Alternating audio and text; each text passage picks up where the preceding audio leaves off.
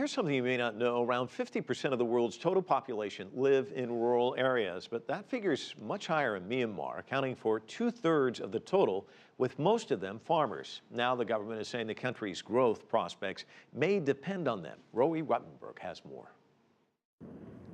This used to be called the Rice Bowl of Asia, a richness in the soil that brought a richness to its people. But now the majority of farmers in Myanmar, many of them living in remote rural areas, are poor.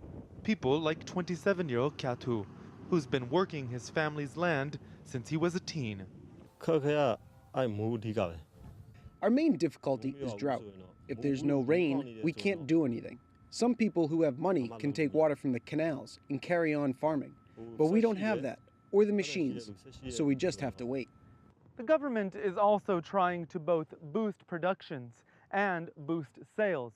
It's launched a cooperative project that lets farmers buy their grains more cheaply and also allows them to sell them collectively in China, where they can often fetch prices that are higher than right here at home.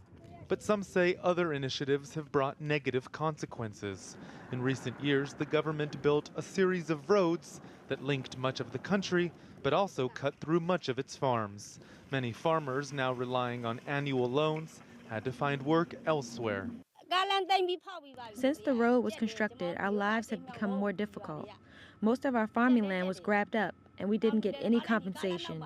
Now we have to do general jobs elsewhere. Myanmar's farmers are largely worried about their future. They now meet openly to discuss their frustrations. Even though the president says he is listening to the farmers, the local authorities are ignoring the voice and the problems we face.